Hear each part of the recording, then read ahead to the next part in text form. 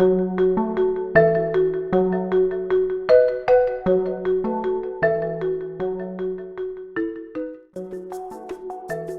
I think I'll go back to you. I think you personally have practiced some of the open data and pre-registration. I don't know if you've done a registered report, but you've also been an advocate for some of these practices. But as for the next step of actually going out with the journal publication, you've got a different take on this. Would you share that with our audience? Yeah, I mean, going along with this idea that we should have an ecosystem of people doing different things because each approach has its own trade-offs. And really what we want is sort of a Swiss cheese model of like, if you get enough non-overlapping trade-offs, then you get the best of each approach. What I've started doing is I post my research on my blog, and I write about it honestly, and I write about it in regular words. And by honestly, I mean like actually honestly. So the paper that I posted, I forgot why I ran study 8, and like I had a pre-registration, so I knew what analysis I was going to do, but I'd forgotten like the theoretical reason why we went from study 7 to study 8. And knowing the results now, it like makes sense. It was interesting. And as my friend and I, we were writing this up originally for publication in a journal, and I was like, how do we gloss this such that we don't say that we know, that we remember why we did this, but we also don't not say it, because we can't just say, and we were both like, well, why don't we actually just put this on the internet and tell the truth? And so we did that, and we're like, hey, here's study 8, forgot why we ran it. If you know, please let us know. And I got dozens of people writing to me being like, here's why I think you ran study 8. It was a very life affirming experience that like the people that I heard from were people who were actually interested in the question that I was trying to answer and wanted to help me answer it, which is not the relationship that you have with peer reviewers, who are people watching you bid for status and doing everything they can to prevent you from getting that status. A few of them, I think, actually want to help you. I think most of them are in this position, this very strong situation where it's like, I don't actually feel all that altruistic about doing this, because if you get ahead, I feel like it's a zero-sum game. So yeah, what I do and what I intend to do in the future is write in this different way, put it all in a place anyone can find it, write about it in a way anyone can understand it. All the data, the materials and code are there, thanks to the Open Science Framework website, where you can download all that stuff. And so for the 0.001% of readers who is like, I really want to know what question 7, like what the actual wording was, like that's there for them. But for everyone else who doesn't want that level of detail, you can understand what we did without also having to go through a 60-page report where that's buried somewhere, and it's impossible to actually get the gist of what we did without spending 30 minutes trying to read this paper.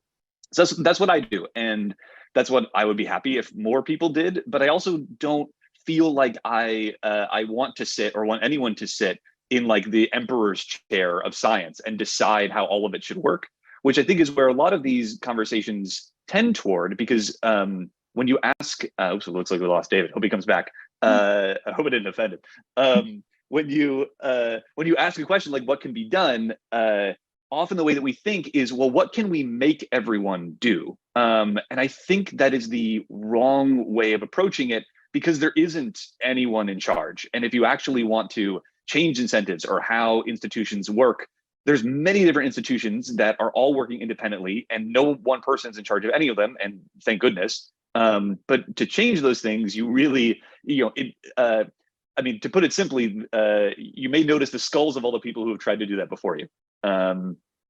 Which is why the way that I look at it is like, I am a participant in an ecosystem. What is the best thing that I can do to make that ecosystem healthier? And my answer is, well, find my niche where I feel like I'm using my talents as best as I can, and just get really good at being in that niche, and not try to stop other niches from existing. But to hope that if I'm doing my best over here and other people are doing their best over there, then together we produce something that's better. Well, Adam, I will posit the point that you do not want to be emperor of science. However, we may have folks who are on the webinar or watching later, who run a department, who run a university, who get to direct major government grants. And today, they may be allocating scarce resources of jobs and tenure and grant dollars by reference to the existing system. Which journal did you publish in? how prestigious is that journal? What's your overall impact score and so forth? And they might be sitting here thinking, well, like, what's the alternative? So I'm going to read everybody's Substack. Can you just describe for us, like, what it would look like if we weren't as focused on the traditional journal process? Sure. I mean, I'm on one side of this right now, right, where I am looking at the possibility of applying for tenure track jobs and thinking about what it will be like to explain the values that I have and the approach that I have, and knowing that I think to a lot of people they sound crazy, and just wishing that they didn't sound so crazy, that it wouldn't sound crazy to go like, oh, actually, I communicate my science in a different way, and for people to go like, oh, that's great, because we would like to have a diversity of ways that people communicate science. Like, that seems like a very normal answer, but one that I fear is much rarer than I would like. I think similar with people who distribute the scarce resource of money.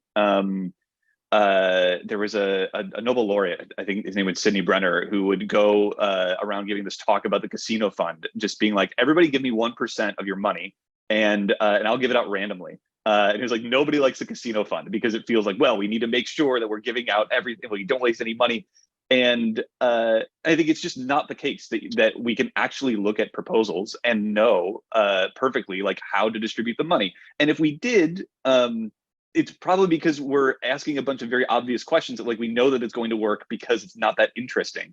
And so why don't we reserve at least some of what we do for actual high risk endeavors? There are a lot of things that like claim to do this. They're like, tell us about your high risk idea, but do it in 100 pages and make sure also that it's definitely going to work, because we don't want to fund anything that doesn't work.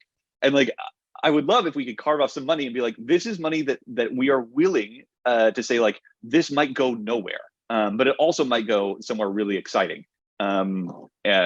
This all comes from the way I think about science, which is as a strong link problem, which is basically that like we progress at the rate that we produce our best work. We don't progress at the rate that we prevent the worst work from happening.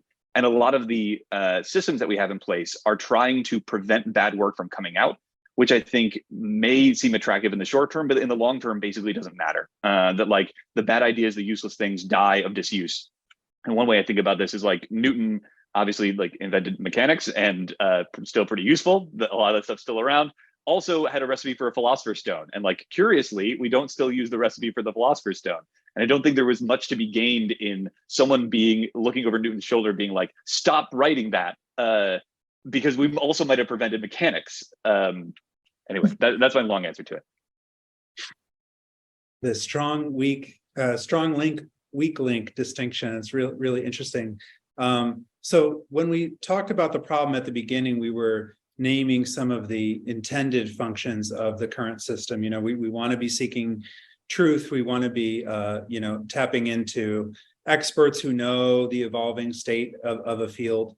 I think maybe I'm not sure about the history here, but maybe there was another function, which was having blind or even double blind review was meant to sort of weed out the bias in some level. Nicole, do you see that as part of the mix here too? And is there a trade-off between going completely open and getting rid of that sense of having blinders on when you just look at the work? Yeah, this one's a tricky one because I think with a lot of these solutions with like the new infrastructure and increased transparency, overall, I think it's a net positive for science and for researching and for academia overall. But there are some trade-offs that I feel like don't get brought up as much. And I think that does come with like the attempt at double blinding peer review, for example, I think was a good idea in practice, probably before everything was all over the internet and blinding isn't really that blind anymore. Because there is a status and a hierarchy in academia, whether people want to, play into it or not. But, there's a clear hierarchy of institutions and obviously academic status where you are from the graduate student level all the way up to, the distinguished professor level doing research. And when blinding goes away, which, comes along with the increased transparency, we open up the door for some of that bias to come back out. And I've experienced that myself as a graduate student researcher. When I was trying to publish theory, they were going to send the papers to the people that have made their career on that theory. And it happened several times where it was like, oh, you're a graduate student, publishing, like, that's cute. Like, it's okay to be wrong. And I actually had an email sent to me that it's okay to be wrong as a student. And you wouldn't necessarily get those things, if double blind was effective. So it makes sense. And also if you see, the prestige bias from the universities of like, oh, these people run a big lab, like, I don't want to say anything bad about them. Or what if they find out it's me if the reviewer isn't blind? So there are those trade-offs of like the inherent kind of status and hierarchy that comes along with academia that I don't know if we've fully fixed that issue yet. Again, overall, I think the transparency is a net positive for science, but I don't know if David, I know you guys have like blinded links, at the center for things, but, especially with preprints now, you can search and find the preprints online. So I'm curious if you guys have any like solutions or if you guys are working on anything that can maybe help address that, to be honest. Yeah. People think here at Center for Open Science and assume, everything 100% open all the time. And that's, that can have unintended consequences, as you're mentioning. So, and we're working on this with some of our policy proposals these days of incorporating peer review transparency into our official recommendations. And what we mean by that is likely not going to include signed reviews or putting the identity of the person providing the review to that. It's not an absolute benefit to doing that all the time because of the either real or perceived. Sometimes it doesn't matter because it can have the same effect. Fear of retribution or just harm to reputation. But getting access to the content of those reviews can be extremely valuable. How did the manuscript evolve over time? What were the criticisms? How are those criticisms addressed? And frankly, figuring out what manuscripts are rejected and for what reasons. That's very important information in the scholarly literature. And so finding ways to bring that type of information to light can be, frankly, a goldmine for scholarship and the advancement of science. But making sure that doesn't cause some of the unintended consequences of too much transparency. There's currently good recommendations for how to make sure that shared data sets don't include identifying information. That's pretty easy. But there's also lots of ways to re-identify someone if enough pieces of information are accidentally shared. And so bringing those type of safeguards along with the transparency is what is we and many others are trying to focus on to get the important benefits of trust and credibility and verifiability into all empirical findings, or as many as possible, without those types of unintended consequences.